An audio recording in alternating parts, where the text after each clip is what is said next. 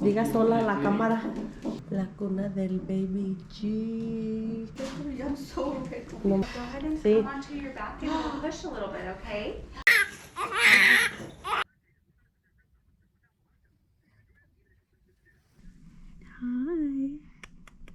You'll get to see in the end of the video where she is actually the one that cuts the baby's cord. She's the reason that I have any footage at the hospital to begin with. Welcome back, guys. If you are new here, my name is Yvette. I am a new mommy, so I am making all the videos and all the things mommy related. If that is interesting to you, go ahead and stick around, give this video a like, make sure you subscribe, and let's get started with my birth story. Oh my god, I am so excited to be finally sitting down and talking to you guys about my birth story. So rewind to 5.5 months ago. Yes, it's been 5.5 months already and I'm barely doing this, but it's here. So 5.5 months ago, I cheated. Guys, I cheated. If you're watching this, girl, thanks for telling me the little tip and trick to go into labor. So I took castor oil, guys. I took castor oil and that put me into labor. So the following day, I was scheduled to be induced, which I was trying to avoid at all costs. I had been trying things, nothing worked, and I was like at my last straw, literally at my last chance. So we woke up in the morning and I told my boyfriend, babe, let's go down to the Mexican dulceria down the street. They have like Mexican cremas and medicines.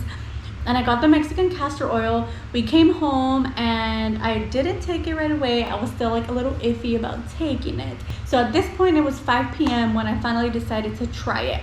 And my friend told me she took 4 tablespoons and that worked for her. So I'm like, okay, I'm gonna take 4 tablespoons. I took 2 and I'm like, okay, I think that's enough. And then I'm like, no, go back and take 2 more tablespoons even. So I went, took 2 more tablespoons. Again, this was 5 p.m. My boyfriend said, do you feel anything? And I'm like, no, I don't feel anything. And he was so like anxious at this point too, like always telling me like, do you feel anything? Are you okay? Do you feel anything? Like, do you know when you're gonna go into labor? And I'm like, babe, I don't know when I'm gonna go into labor. I don't feel anything. So he kept asking me like, do you feel anything? Is it working? No, I don't feel nothing. So it was 5 p.m. Duramos toda la tarde, went to bed, and then he's like, babe, do you feel anything? I'm like, no, babe, I don't feel anything still. And so I was already thinking, this is not working. This is not working for me. I'm just gonna have to get induced tomorrow. And next thing you know, it's midnight and I start feeling like some cramping. But I didn't think much of it because it was in my lower back where I felt it, and I had already been feeling like back pain the prior weeks, so I didn't think it was anything. And then fast forward, it's 3 a.m. At this point, the contractions, because they were contractions, the contractions were hitting me and it was more painful and I couldn't go to sleep anymore. So between 3 a.m. and 6 a.m., I was tracking my contractions, and here's a picture of the contraction tracker I was using, just any contraction tracker on the App Store. And they were 2 to 3 minutes apart from the get-go. Like from the time I started at 3 a.m. tracking them to 6 a.m., it was every 2 to 3 minutes, and they were definitely contractions, and it was in my lower back. So the whole time, I guess I had what's called back labor. Anyway, so I waited for it to hit exactly 7 a.m. for me to call my mom and tell her I was getting contractions. You know, it doesn't matter if you're 30, you still want your mother. So I call her exactly 7 a.m. and I'm like, Mom, I think I'm getting contractions already. And immediately I start bawling my eyes out. Like something about having your mom in such a vulnerable moment, like it's just so like sentimental, but like so special, you know? And she's like, "Métete a bañar, and if the contractions go away, then you're not in labor. But if they hit you harder, then you're in labor." Because she didn't believe it was every 2 to 3 minutes, because she's like, if that was the case, you would be in the hospital already. And I'm like, I don't know what's going on, but I swear it's every 2 to 3 minutes apart. So, okay. Then at this point, I wake up my boyfriend, and I had actually told him like at 6 a.m. like, babe, I think I'm getting contractions. And he says, okay, go to sleep. Well, okay. He says he doesn't even remember me telling him anything or remember him answering me, which I'm gonna say I believe him. I'd rather believe him, right? But he legit said, okay, go to sleep. So at this point, he gets up, I go in the shower, I try and have a little bit like cereal, something, because I knew that once we got to the hospital, I wasn't gonna be able to eat. So I tried having some cereal. I was barely even able to like concentrate and eat it. It's about 11:30 when we get to the hospital, and thankfully the hospital was like 5-10 minutes away from our house. So it's 11:30, they take me to the back room and they check me to make sure I am in labor. She says I'm 4.5 centimeters dilated, which I'm like, yes, thank the Lord, because if you've seen my bump dates, I was 0 dilated every single appointment, you know, so I was so glad to hear I was 4.5 centimeters at this point. And like I mentioned, my induction was scheduled for the next day. So I was crossing my fingers that they tell me, yes, you're in labor, yes, you're having contractions, and yes, you can stay, you don't have to be induced. And that's exactly what happened. So they wheelchair me and take me out, and they have my boyfriend follow us. They put me into our room, and that's the room where I'm gonna give birth in.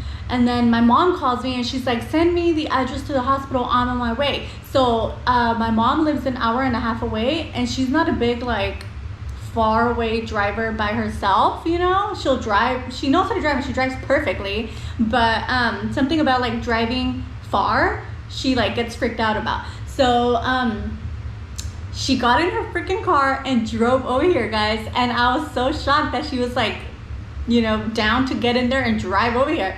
So I send her the address to the hospital, and then she shows up to the hospital. My boyfriend goes down and gets her. And so now my mom is with us the whole labor, and I'm so thankful for that. Initially, I wasn't sure if I wanted my mom in there because I thought I was gonna be shy, or I just wanted to be like a special intimate moment with my boyfriend and I. But I am so glad she freaking came down here without me even telling her, and I'm so thankful that she was there.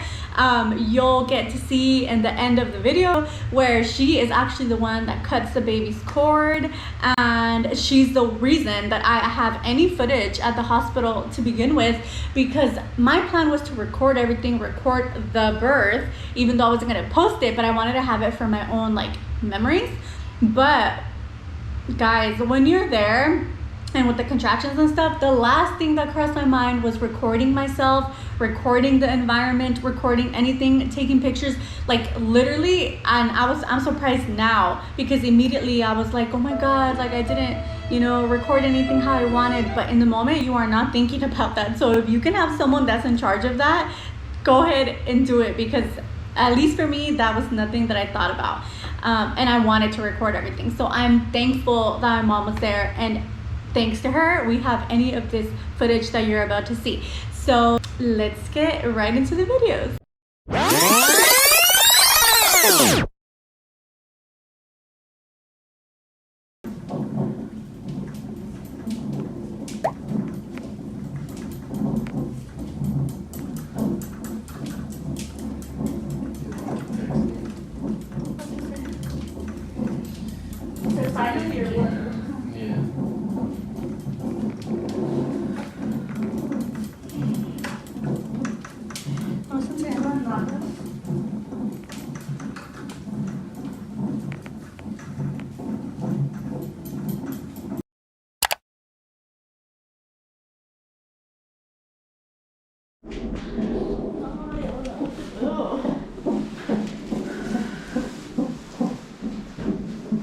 Si sientes así, mejor le hablamos.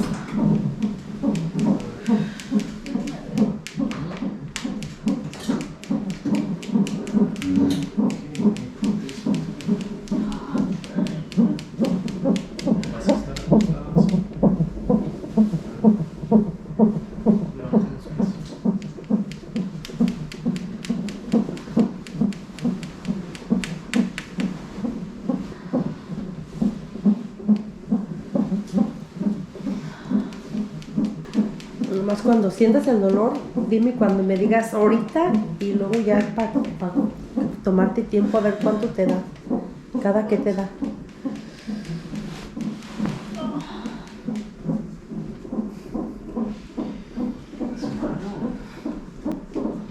Diga sola a la cámara.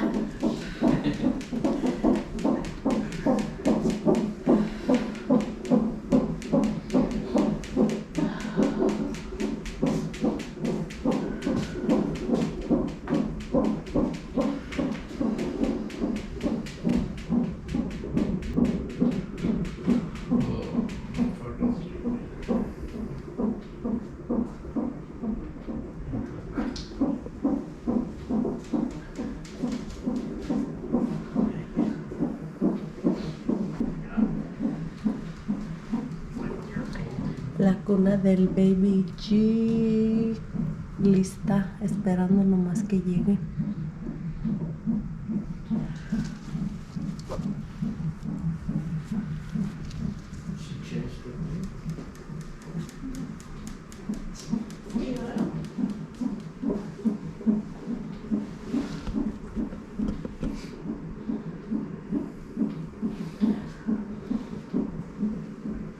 ¿Cuántos vas a querer, Betty? 5 o 6. Que quería 5. Nah, pero se te olvida, al ratito vas a querer otro, verás. Yo tuve 4. Tu abuelita Logia tuvo 17.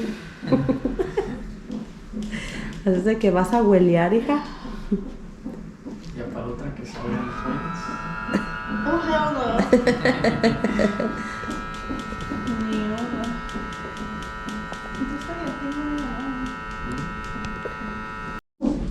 On her side.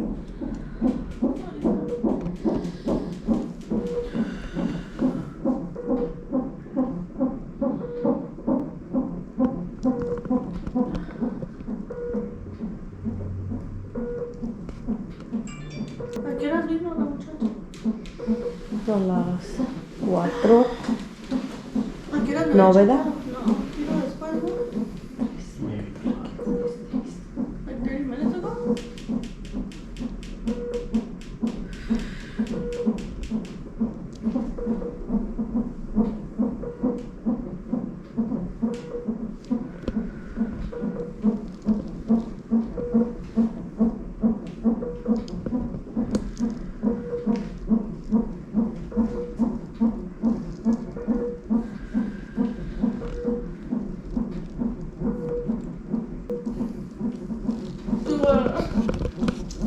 Nada.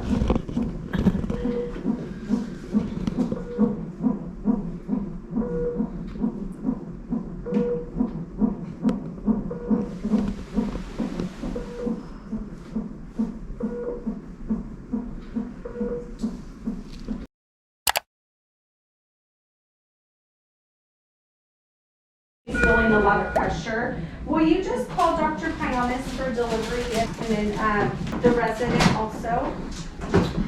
Thank you.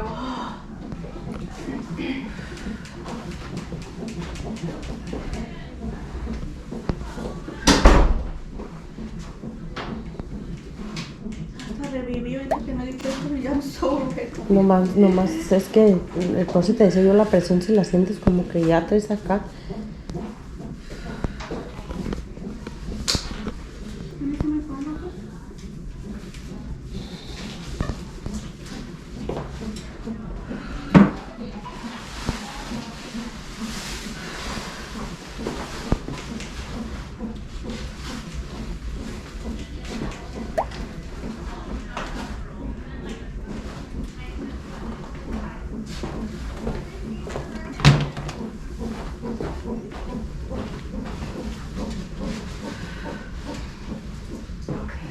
So we're gonna have you come onto your back here, okay?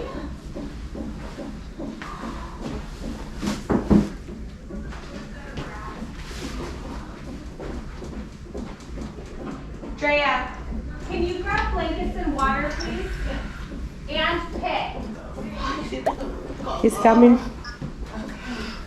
Not yet. Go ahead and Sí. come onto your back and we'll push a little bit, okay? I know, that's the baby's head. Oh my god. Oh, there you go. Hi.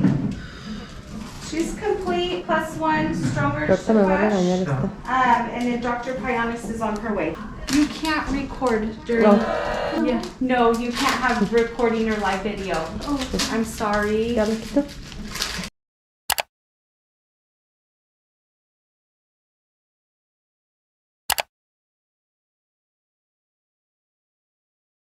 ¿En el medio? ¿Y Alex?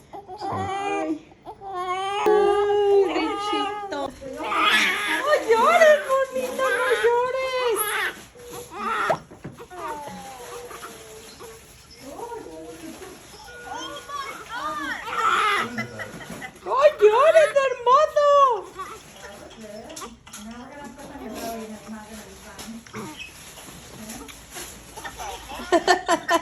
Baby Richie.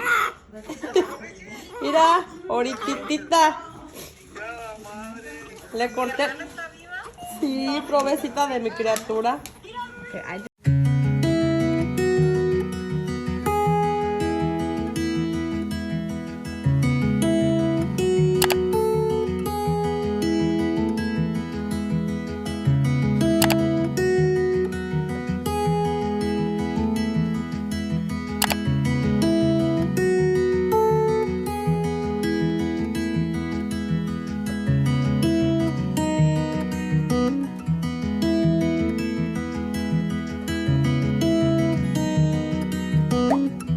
All right, very good. All right, sweet pea. So you'll pass him around and enjoy him. And then try to see if you want to try and feed him. But you guys, yeah. And I'll be back by to check on you guys in just a little bit. Call me if you need anything. Okay. Oh, let me grab, I'm gonna grab your bedroom too. Okay? Oh yeah. We'll steal a clean pillow from that bedroom. Like another swimming pool, maybe? So.